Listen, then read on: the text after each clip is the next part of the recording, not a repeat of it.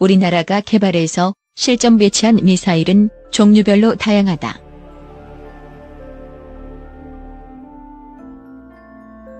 지대지 탄도미사일 현무 2, 잠수함에서 발사하는 순항미사일 현무 3, 영화 강철비의 소재가 된 지상발사 다련장 미사일 천무, 탄도탄 요격용 미사일 천궁, 구축함에서 발사해 적의 항공기를 요격하는 함대공 미사일 해궁, 함대한 미사일 해성 등 얼핏 보면 헷갈.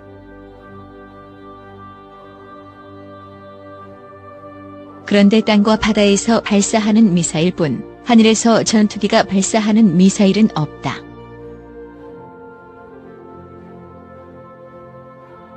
우리나라의 육해공 무기를 보면 그 이유를 찾는 데 도움이 될 것이다. 육상무기 중에 천무는 주식회사 한화와 한화디펜스의 투산 DST가 각각 유도탄과 차체를 생산한다.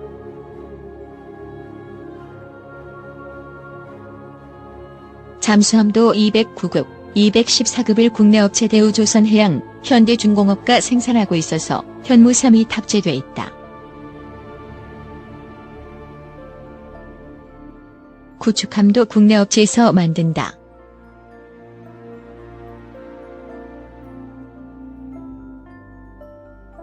전투기를 보면 상황이 다르다.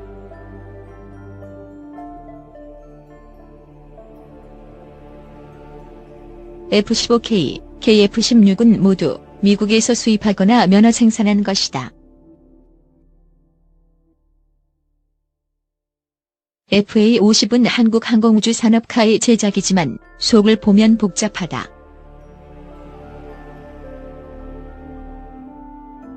FA-50을 한국항공우주산업카이가 제작하고 있기는 하지만 기체를 통제하는 핵심 분야에 대해서는 미국 록히드 마틴의 지적재산권이 유지되고 있다.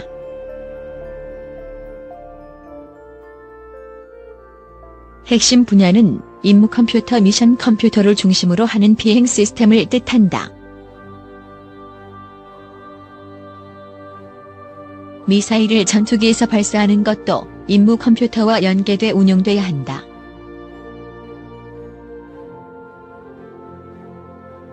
연계시켜 운용하는 것을 체계통합 인티그레이션이라고 하는데 임무 컴퓨터의 소프트웨어와 미사일 시스템의 소스 코드가 통합적으로 완벽히 작동하지 않으면 신뢰성 있는 무기로 인정받을 수 없다.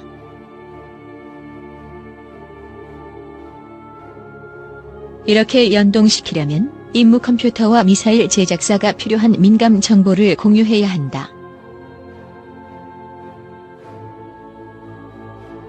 필요한 민감 정보라는 것이 아까 언급한 지적재산권과 관련된 것이다. 우리나라 국방과학연구소 ADD 개발에 성공한 정밀항공 유도무기 KGB를 보자.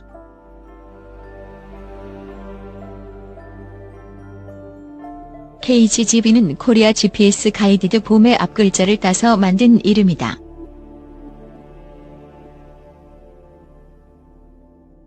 KGB라고 불리는 한국형 GPS 유도탄은 추진체 없이 낙하하기 때문에 폭탄에 속한다.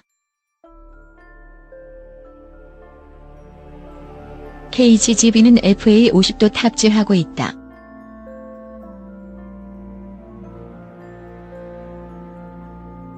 하지만 FA-50의 미션 컴퓨터를 록히드 마틴이 지적재산권으로 가지고 있기 때문에 FA-50 조종사는 KGB 조작용 PDA를 따로 소지해야 한다.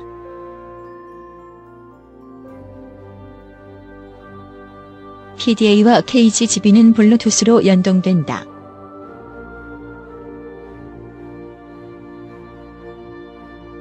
KGB 개발 과정에서 FA-50 미션 컴퓨터에 접근이 불가능했기 때문에 불가피하게 블루투스 연결 방식이 사용된 것이다.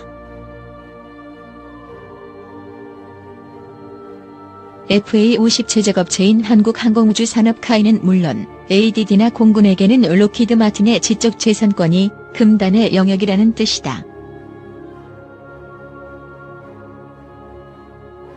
여기서 전투기용 미사일이 그림의 떡이 된 사연이 시작된다.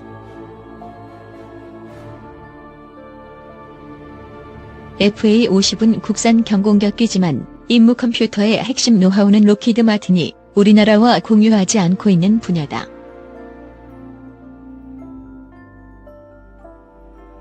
KG-12를 FA-50의 계기판에서 발사하지 못하고 개별적인 PDA로 운용하는 것은 록히드 마틴과 ADD가 KG-12 운용을 위해 서로 필요한 정보를 공유하는 길이 막혀 있었다는 뜻이다.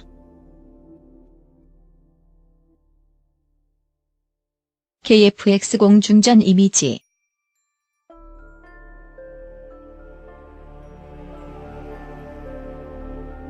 사진 설명. KF-X 공중전 이미지.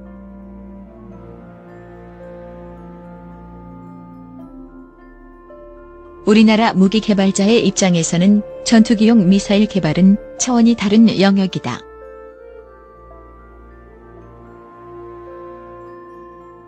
공군 무기체계의 정통한 한인사는 전투기용 공대공, 공대지 미사일을 개발하려면 시작 단계부터 장벽에 부딪힐 수밖에 없다면서 미사일에 대한 시험 평가를 통해 검증할 수 있는 플랫폼 전투기를 보유한 국가와 관련 논의를 미리 해둬야 하는데 업체나 관련 기관이나 엄두를 내.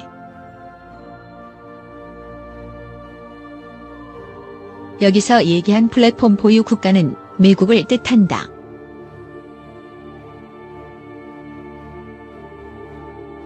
그는 국내 미사일 제작업체들도 이러한 환경을 알기 때문에 미치게 그런 시험평가용 플랫폼 사용 요구를 할 수 없었을 것이고, 하물며 군에서 소유도 나오지 않았는데 공대공, 공대지 미사일 개발 계획을 세울 계기가 없었을 것이라면서 공대공 미사일이나 공대지 미사일을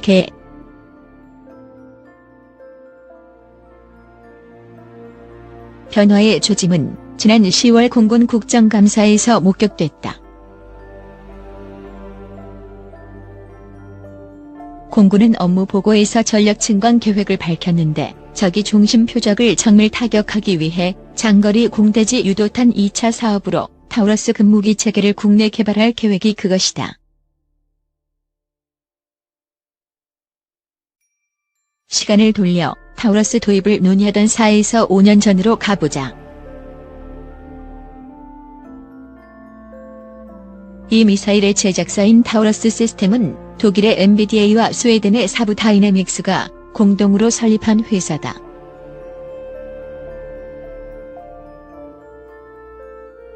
타우러스는 2016년 이미 F-15K용으로 실전 배치돼 우리나라 공군이 운영하고 있는 장거리 공대지 순항 미사일이다.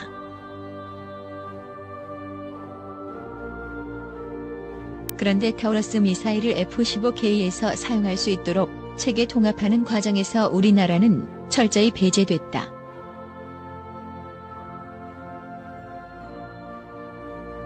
우리 공군이 필요해서 하는 일이었기 때문에 비용은 우리 돈으로 냈다. F-15K 제작사인 미국의 보잉과 독일과 스웨덴 합작사인 타우러스 시스템 둘 사이에서만 필요한 자료 소프트웨어와 소스 코드를 공유했다.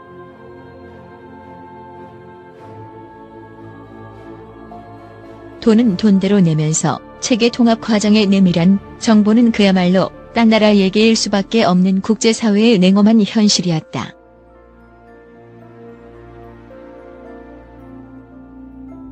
이처럼 아웃사이더에 머물러야 했던 처지를 벗어나 공개적으로 타우러스급 공대지 미사일 국내 개발 계획을 보고할 수 있던 배경에는 2020년대 중반에 나오는 한국형 전투기 KF-X가 자리잡고 있다.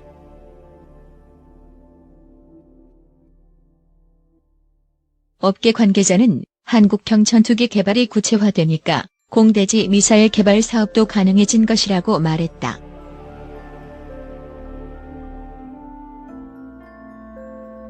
타우러스급 개발 사업에 입찰한 업체는 주식회사 한화와 LIG 넥스원이다.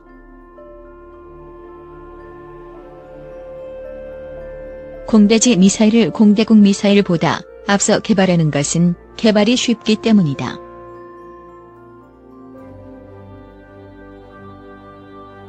일단 공대지 미사일은 순항 미사일로 속도가 마하 0.8에서 0.85의 암속이다. 하지만 공대공 미사일의 속도는 마하 3에서 4에 이르는 초음속이다.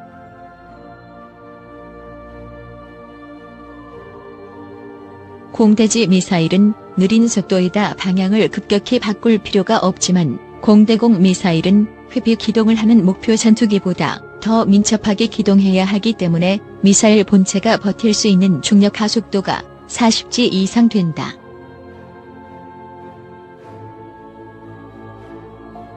모든 법칙에는 예외가 있는 법.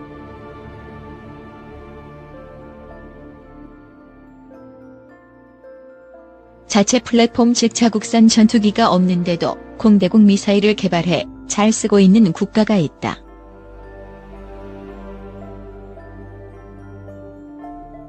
바로 이스라엘이다.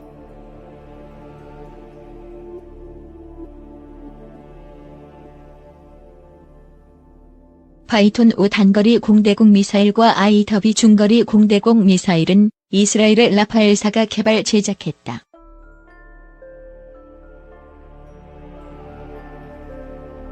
이스라엘이 플랫폼 없이도 공대공 미사일을 개발할 수 있던 까닭은 미국과의 방위산업 협력 수준에서 찾을 수 있다.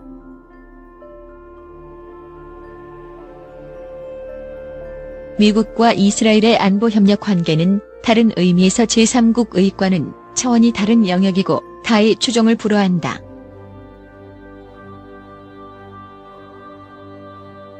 한예비역 장성은 무기 개발에서 협력은 단순히 기술적 문제가 아니라 외교적 정치적으로 접근해야 하는 문제라고 지적했다.